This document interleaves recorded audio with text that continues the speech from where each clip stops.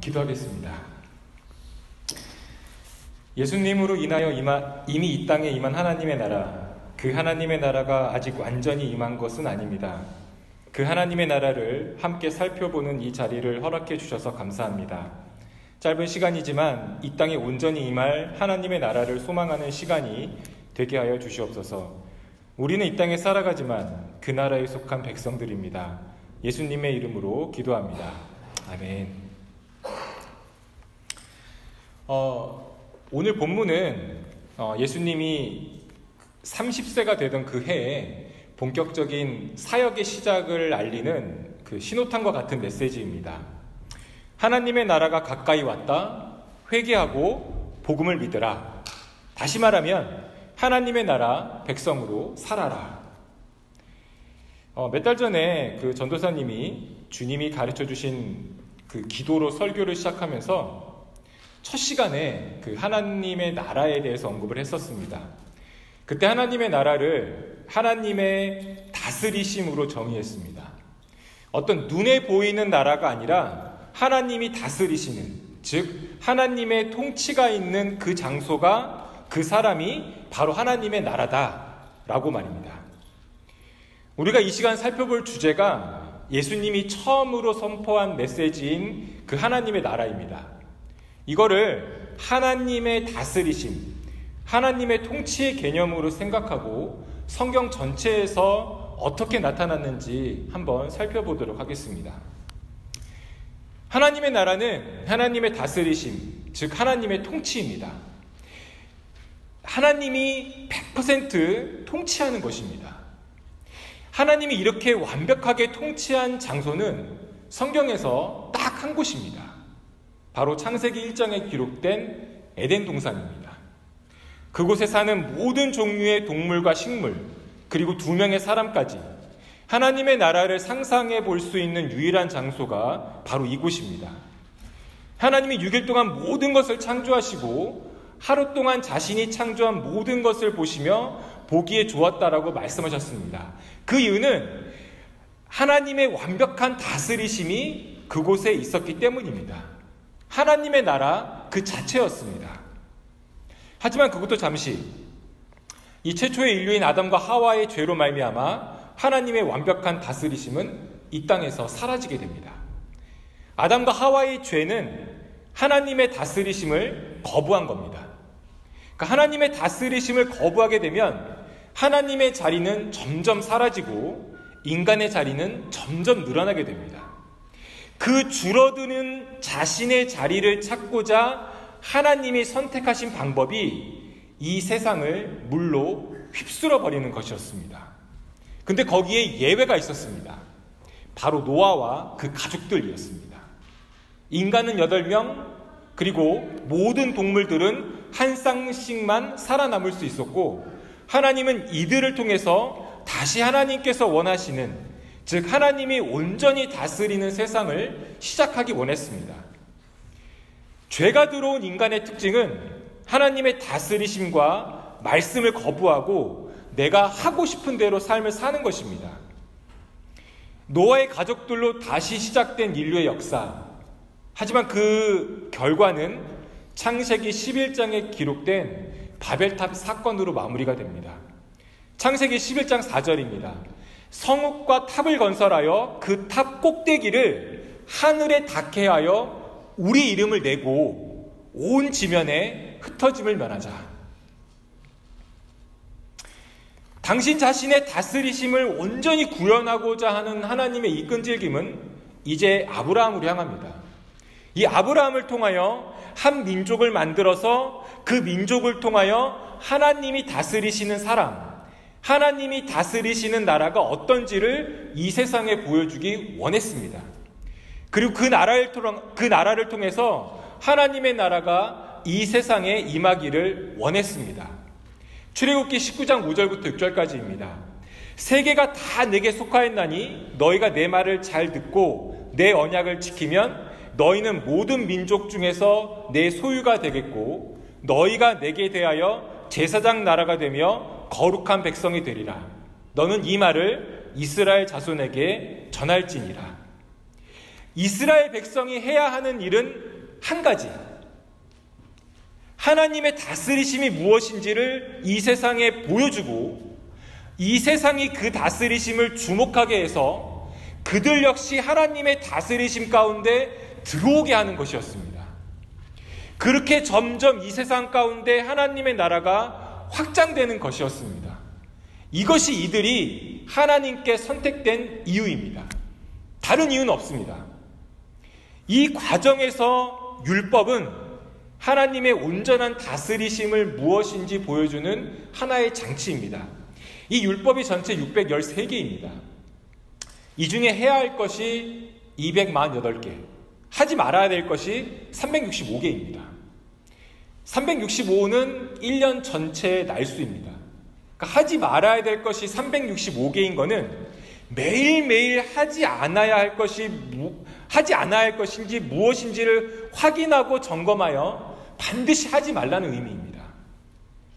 그럼 해야 할 것은 248개인데요. 이 숫자는 이 사람 몸에 있는 뼈의 숫자랍니다. 그래서 해야 할 것은 뼈에 새겨서라도 반드시 지켜야 된다라는 의미가 여기에 담겨 있습니다. 그래서 신명기 6장 6절부터 9절까지 보면 오늘 내가 내게 명하는 이 말씀을 너는 마음에 새기고 내 자녀에게 부지런히 가르치며 집에 앉았을 때든지 길을 갈 때든지 누워있을 때든지 일어날 때든지 이 말씀을 강론할 것이며 또 너는 그것을 내 손목에 메어 기호를 삼으며 내 미간에 붙여 표를 삼고 또 내 집 문설주와 바깥문에 기록할지니라. 이런 하나님의 큰 뜻을 알지 못한 이스라엘 백성들의 결말을 하나님께서 이미 알고 계셨습니다. 신명기 31장 16절입니다. 또 여호와께서 모세에게 이르시되 너는 내 조상과 함께 누우려니와 이 백성은 그 땅으로 들어가 음란히 그 땅의 이방신들을 따르며 일어날 것이요 나를 버리고 내가 그들과 맺은 언약을 어길 것이라. 이스라엘 백성을 향한 하나님의 목적은 분명했습니다. 아브라함에게 약속했던 것처럼 이들에게 먼저 가나안 땅을 거주할 수 있도록 주었습니다. 그리고 그 땅에서 하나님의 나라를 구현하는 겁니다. 왕이 아닌 하나님이 다스리시는 나라에서 하나님의 구별된 백성으로 살면서 주변 나라들과 사람들에게 영향력을 끼치는 겁니다. 그 영향력으로 말미암아 그들 역시 하나님께로 돌아와서 하나님이 다스리시는 나라로 바뀌는 겁니다. 이렇게 하나님의 나라가 이 세상 가운데 확장되고 이 땅 전체가 결국에는 하나님이 온전히 다스리시는 하나님의 나라가 되는 겁니다. 이것을 위해서 아브라함을 시작으로 하는 이스라엘 백성을 선택하신 것입니다. 여호수아와 함께 가나안 땅 정복은 순조롭게 진행이 됩니다. 가나안 땅에 살고 있는 주민들을 완전히 못 살시켜야 했지만 이 과정에서 가나안 백성들을 완전히 제거하지 못하고 남겨둔 것이 실수였습니다. 이 다수가 소수에게 영향을 미쳐야 되는데 반대로 이 다수가 소수에게 영향을 받아서 저기 신명기 31장 16절의 말씀처럼 이스라엘 백성들은 가나안 백성들이 섬겼던 이방신들을 섬기면서 하나님은 버리고 하나님과 맺은 언약 역시 잊어버리게 됩니다. 하나님을 버리고 하나님과 맺은 언약을 잃어버린 백성들의 모습이 사사기 21장 15절에 이렇게 기록되어 있습니다. 그때 이스라엘에 왕이 없으므로 사람이 각각 자기 소견에 옳은 대로 행하였더라. 이스라엘에 왕이 없었던 것은 아닙니다. 하나님이 이들의 왕이었는데 이스라엘 백성들이 거부했습니다. 하나님만 거부한 게 아니라 하나님과 맺은 언약, 율법은 안중에도 없고 자기가 옳다고 생각한 대로 그대로 살았습니다. 그래서 사무엘에게 다른 나라에는 있지만 우리 이스라엘에는 없는 왕을 요구하게 됩니다. 자, 신명기 17장 18절부터 20절에 이런 말씀이 있습니다. 그가 왕위에 오르거든 이 율법서의 등사본을 레위 사람 제사장 앞에서 책에 기록하여 평생에 자기 옆에 두고 읽어 그의 하나님 여호와 경외하기를 배우며 이 율법의 모든 말과 이 규례를 지켜야 할 것이라. 그리하면 그의 마음이 그의 형제 위에 교만하지 아니하고 이 명령에서 떠나 좌로나 우로나 치우치지 아니하리니 이스라엘 중에서 그와 그의 자손이 왕 위에 있는 날이 장구하리라. 하나님께서 혹시 이스라엘 백성들이 왕을 요구할 경우에 왕이 해야 할 일을 이렇게 기록했습니다. 이 신명기 17장 18절부터 20절, 이 기준에 합당한 왕이 있다면 한 사람은 다윗이고 다른 한 사람은 저는 요시야라고 말하고 싶습니다. 다윗이 이스라엘이 왕이 되어 통치하던 시절은 하나님 나라의 예고편입니다. 다윗은 하나님 마음에 흡족한 왕이었습니다. 전쟁을 하기 전에 다윗은 항상 어떻게 싸워야 될 것인지를 하나님께 물어보았습니다. 정말 저기 신명기 17장 말씀처럼 하나님의 말씀대로 나라를 다스리고 백성들을 통치하고자 노력하는 모습은 그의 생애를 보면 알 수 있습니다. 특별히 그 하나님의 임재를 상징하는 그 여호와의 궤가 이스라엘로 돌아오는 장면에서 그는 춤을 추었습니다. 사무엘하 6장 14절입니다. 다윗이 여호와 앞에서 힘을 다하여 춤을 추는데 그때 다윗이 베에봇을 입었더라. 그는 정말 하나님과 함께하는 것이 너무나 기뻤습니다. 하나님을 즐거워했습니다. 그런 왕을 바라보던 백성들의 마음은 어땠을까요? 아마도 그를 바라보면서 백성들은 다윗이 정말 하나님을 존경하는, 사랑하는 사람으로 생각했을 것입니다. 그러면서 백성들도 그런 다윗 왕처럼 되기를 소망하지 않았을까요? 그의 인생 마지막에 이런 이야기를 합니다. 역대상 28장 7절과 8절입니다. 그가 만일 나의 계명과 법도를 힘써 준행하기를 오늘과 같이 하면 내가 그의 나라를 영원히 견고하게 하리라 하셨느니라. 이제 너희는 온 이스라엘 곧 여호와의 회중이 보는 데에서와 우리 하나님이 들으시는 데에서 너희 하나님 여호와의 모든 계명을 구하여 지키기로 하라. 그리하면 너희가 이 아름다운 땅을 누리고 너희 후손에게 끼쳐 영원한 기업이 되게 하리라. 하나님이 다윗에게 하신 말씀을 지금 백성들의 지도자들 앞에서 하는 장면입니다. 다윗은 왕의 역할이 무엇인지, 하나님께서 자신을 통하여, 이스라엘을 통하여 어떤 계획을 가지고 계시는지 정확하게 알고 있었습니다. 이스라엘이 하나님 나라의 시작점임을 그는 명확하게 알고 있었기 때문에 이 말씀을 기억하고 특별히 지도자들 앞에서 했던 겁니다. 역대상을 보면 다른 성경책과는 다르게 사람들의 이름이 정말 많이 나옵니다. 1장부터 9장까지 정말 줄기차게 사람들의 이름이 쫙 기록되어 있습니다. 특별히 다윗이 이스라엘을 다스리던 시절 성경에 기록된 사람들의 이름을 보면서 제가 문득 들었던 생각은 이들이 다윗과 함께 하나님의 나라를 구현하기 위해서 동역했던 사람들이 아니었을까? 이렇게 많은 사람들이 다윗의 생각과 의도를 알고 그와 함께 하나님의 나라를 이스라엘에 구현하기 위해서 노력했습니다.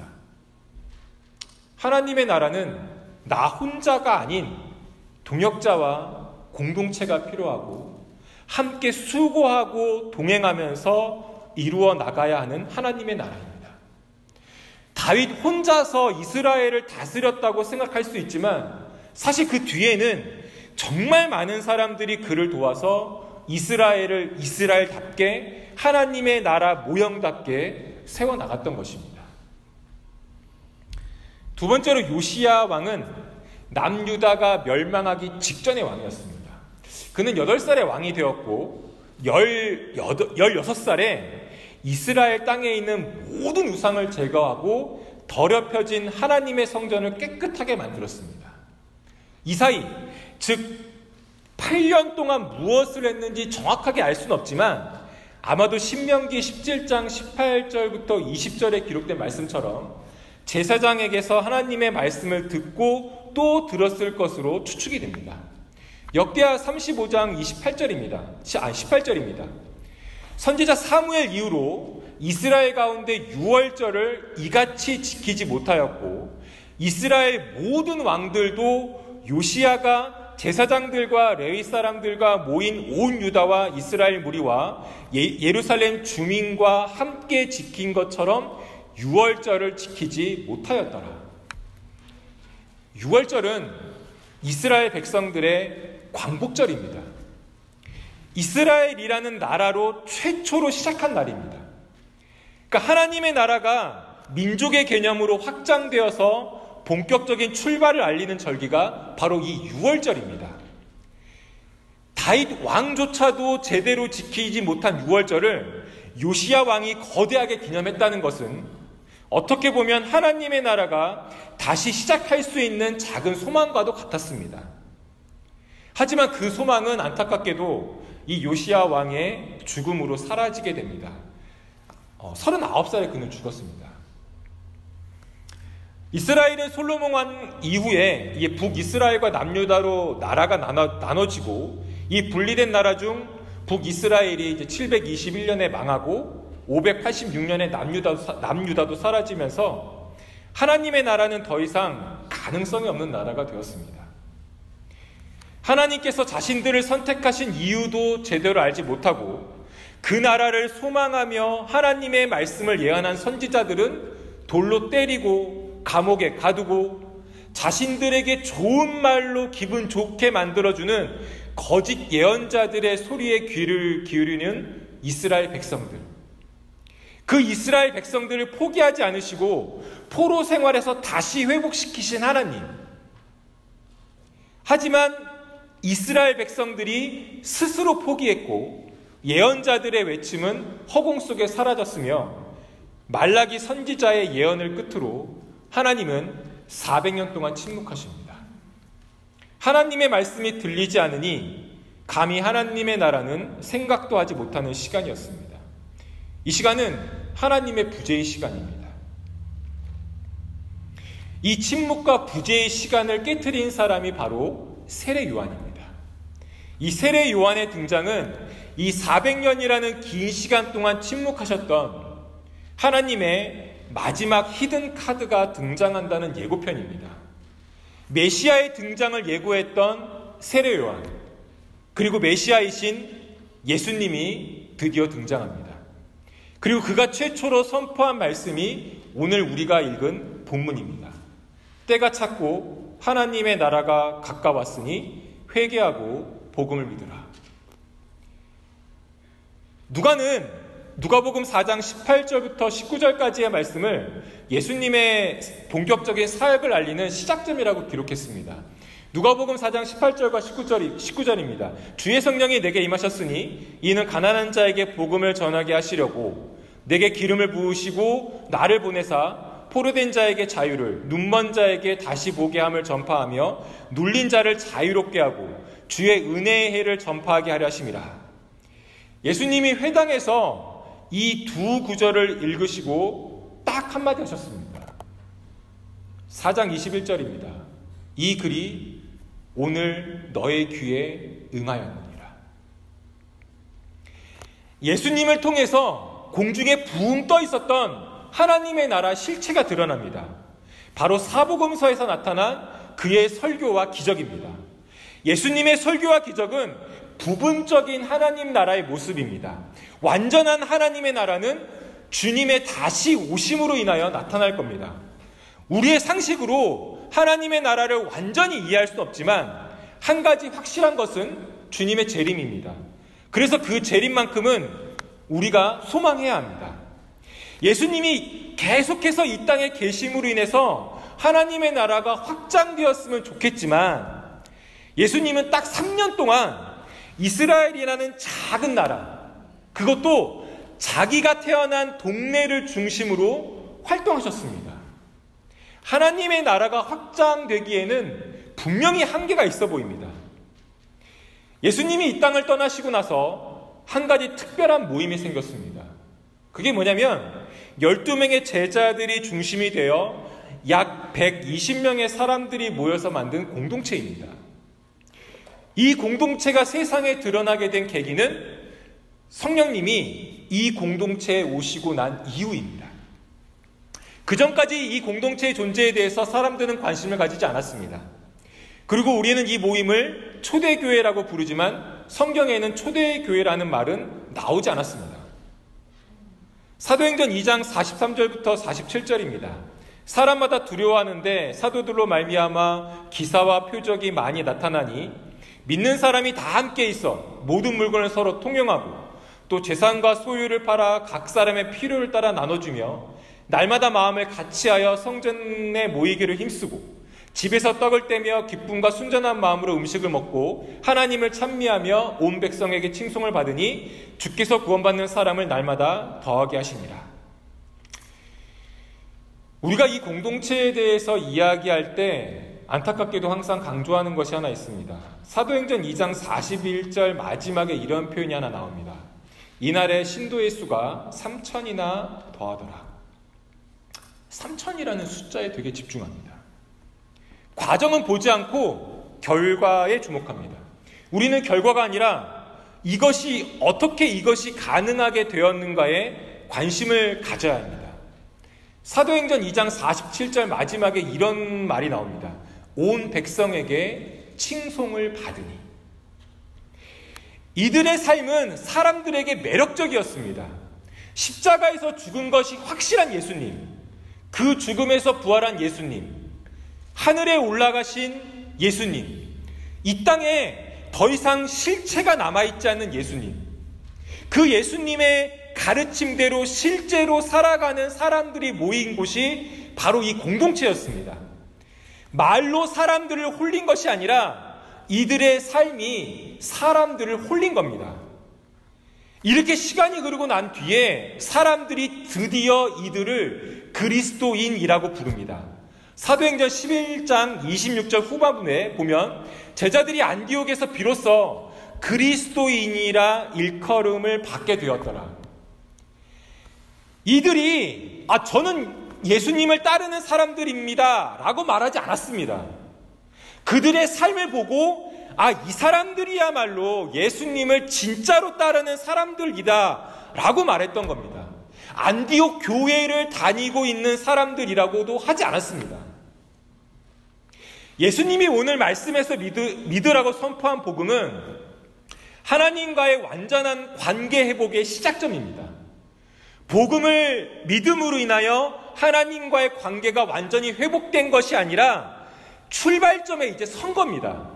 아직 출발하지도 않았습니다. 복음은 하나님이 나를 다스리겠다는 선포이고 동시에 내가 이제 그 다스림 가운데 살아가겠습니다라는 고백입니다. 하나님이 나의 삶의 왕이고 주인입니다. 우리에게 정말 어려운 일이지만 찬양 가사에서처럼 그가 어떻게 인도하시던 그 인도하심에 나를 맡기는 겁니다. 하나님은 이 복음으로 나를 하나님의 자녀, 하나님의 나라 백성으로 만들어 가십니다. 내가 하나님의 자녀, 하나님의 나라 백성이라는 정체성을 확인할 수 있는 길은 이 복음밖에 없습니다. 복음은 내가 죽어서 천국에 가는 티켓이 아닙니다. 복음은 나의 정체성입니다. 내가 이 복음이 매일 필요한 거는 내가 하나님의 자녀, 하나님의 나라 백성으로 매일매일 살아야 하기 때문입니다. 내가 하나님의 자녀요, 하나님의 백성으로 살아갈 때 내가 진짜 예수님을 따르는 그리스도인이 되는 겁니다. 내가 그렇게 살아갈 때 사람들이 나의 삶을 보고 교회 다니는 사람이 아니라 진짜로 하나님을 믿는 사람이라고 이야기하게 될 겁니다. 우리는 복음을 너무 쉽게 생각하는 것 같습니다. 그리고 하나님의 나라는 나의 기억 속에서 거의 잊혀진 단어가 되었습니다. 어쩌면 나와 상관없는 단어가 되었을 수도 있습니다.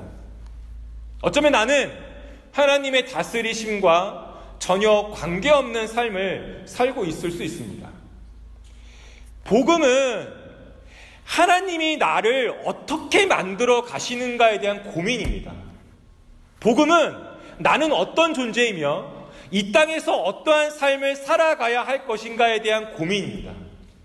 복음은 하나님의 백성으로 이 땅에서 살아가는 이유와 목적에 대한 갈급함입니다. 그래서 우리는 이 복음을 매일 들어야 됩니다. 듣고 삶으로 살아내야 합니다. 하루는 바리새인들이 예수님에게 하나님의 나라가 언제 이 땅에 실현되는지를 물어보았습니다. 왜냐하면 예수님은 하나님의 나라에 대해서 비유로만 말씀하셨습니다. 바리새인들이 율법에 정통했지만 예수님의 비유를 충분히 이해할 수 없었습니다. 바리새인이 언제 하나님의 나라가 임합니까? 라고 물어봤는데 예수님은 때와 장소에 대한 답변까지 정확하게 말씀하십니다. 누가복음 17장 20절 21절인데요. 제가 예수님의 답변한 부분만 딱 읽어보겠습니다. 하나님의 나라는 볼 수 있게 임하는 것이 아니요 또 여기 있다 저기 있다고도 못하리니 하나님의 나라는 너희 안에 있느니라. 예수님이 하나님의 나라가 어디에 있는지 정확하게 말씀하셨습니다. 이미 하나님의 나라가 이 땅에 왔다는 겁니다. 그 장소가 어디입니까? 바로 예수 그리스도를 나의 삶의 구주, 왕, 주인으로 믿고 있는 내 안에 있습니다. 내가 하나님의 나라입니다. 내가 이 땅에서 걸어다니는, 살고 있는 진짜 예수님을 따르는 하나님의 나라 실체입니다.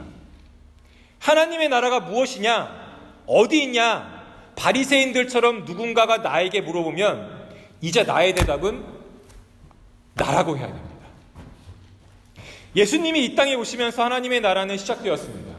어떻게 가능합니까? 바로 예수님을 믿는 나라는 존재가 이 땅에 살고 있기 때문입니다.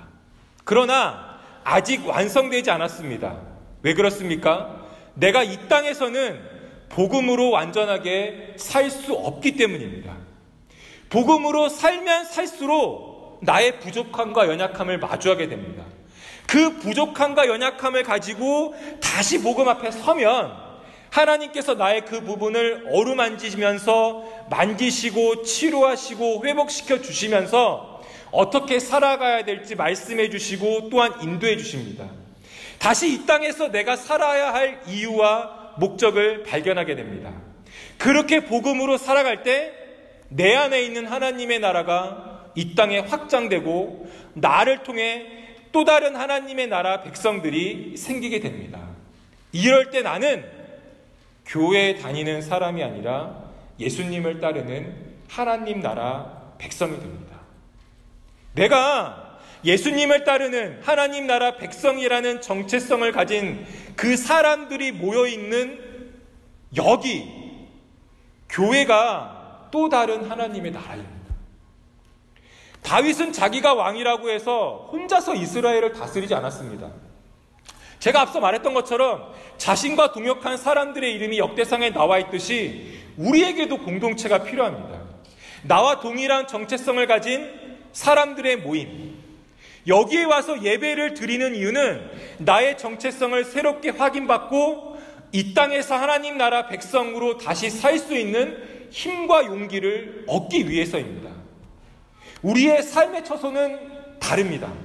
하지만 예수님을 따르는 하나님의 나라 백성이라는 똑같은 정체성을 가진 사람들이 어떻게 살아가는지를 보면서 나만 홀로 이렇게 살아가는 것이 아님을 확인받는 장소가 바로 여기입니다. 하나님의 나라 백성으로서의 삶의 성공과 실패를 나누고 위로하고 격려를 받고 도전을 받는 곳이 여기입니다. 복음 앞에서 나의 연약함이 드러나지만 그 연약함을 감싸주시는 하나님의 은혜를 경험하는 곳이 바로 여기입니다. 초대교회가, 안디옥 교회가 사람들의 칭찬을 받고 매력적인 삶을 살 수 있었던 이유는 그 공동체에 있었던 사람들의 정체성이 분명했고 그들이 모인 공동체가 바로 이런 모습을 가지고 있었기 때문입니다. 말씀을 마무리하겠습니다.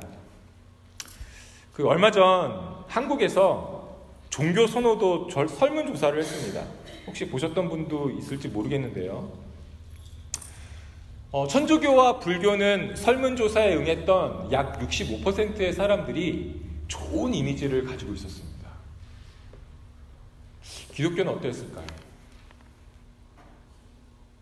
몇 퍼센트나 나왔을까요?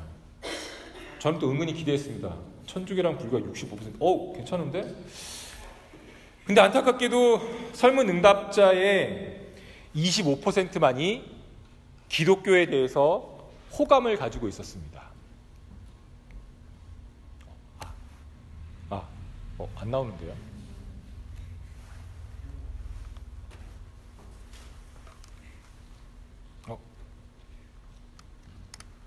배터리가 없는 것 같은데.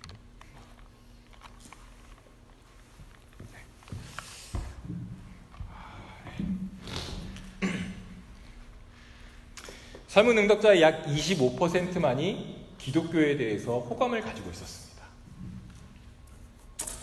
한때 인구조사를 하면 전 국민의 약 20%가 기독교인이고 조만간 한국이 기독교 국가가 될 거라고 하나님께서 축복하셨다고 외치던 기독교가 이제는 국민의 대다수에게 비호감의 종교가 되었습니다. 저도 이 결과를 보면서 좀 많이 낙담이 되었습니다.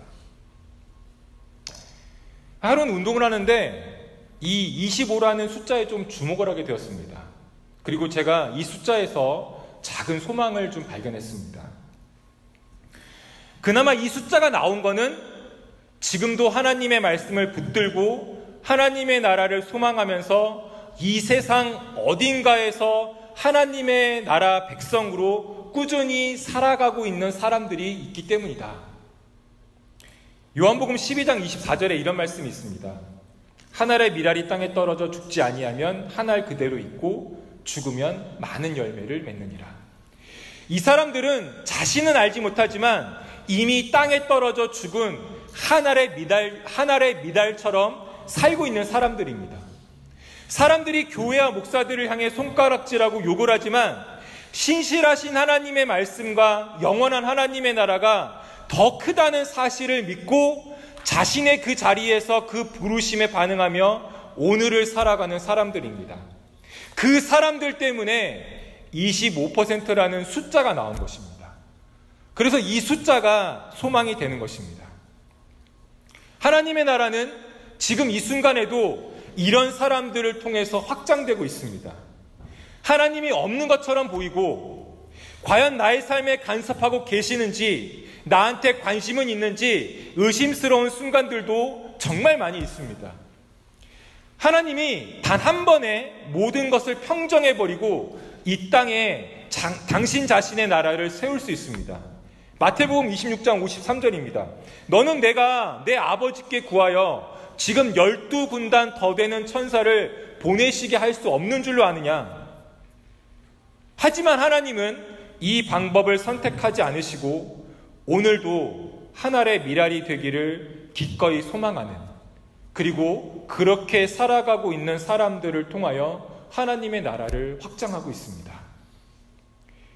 우리가 하나님을 믿는다는 것은, 하나님을 내 삶의 주인으로 모신다는 것은, 하나님과 함께 동행한다는 것은, 복음은 하나님이 이제부터 내 삶을 다스린다는 것을 의미합니다. 하나님이 100% 다스리시는 삶의 모형이 예수님입니다. 그래서 예수님의 삶을 읽고 묵상해야 하는 이유가 바로 여기에 있습니다. 그 삶을 소망하면서 나의 삶 역시 하나님께서 온전히 다스리기를 갈망하고 내 삶에 그분의 모습이 보이기를 간절히 바라면서 오늘을 살아가는 사람들이 바로 우리가 되어야 됩니다. 빌립보서 1장 20절입니다. 나의 간절한 기대와 소망을 따라 아무 일에든지 부끄러워하지 아니하고 지금도 전과 같이 온전히 담대하여 살든지 죽든지 내 몸에서 그리스도가 존귀하게 되게 하려 하나니. 지금도 이런 사람들을 찾고 계시며 부르고 있으며 그 초대에 기꺼이 응답하는 사람들을 기다리고 있습니다. 그 부르심에 여러분은 어떻게 하시겠습니까? 그리고 하나님과 함께 주님이 오시는 그날까지 그 나라를 확장하면서 이 땅에서 살면 어떻겠습니까? 나는 하나님의 나라 백성입니다. 기도하겠습니다. 지금 이 순간에도 하나님의 나라를 위하여 한 알의 미랄과 같은 사람들이 있습니다. 그 사람들이 이 땅의 소망이 됩니다. 그 소망의 불씨가 우리 눈에는 보이지 않지만 하나님은 그 사람들을 통해서 당신 자신의 나라를 확장하고 있습니다. 그 사람들을 지금도 찾고 계시는 주님, 제가 바로 그 사람이 되기를 소망하며 신실하신 주님의 말씀을 붙잡습니다. 연약한 믿음을 굳게 하시고 내가 있는 바로 그곳에서 하나님의 백성으로 살아갈 수 있도록 도와주시옵소서. 나로 인하여 확장될 하나님의 나라를 기대합니다. 예수님의 이름으로 기도합니다. 아멘.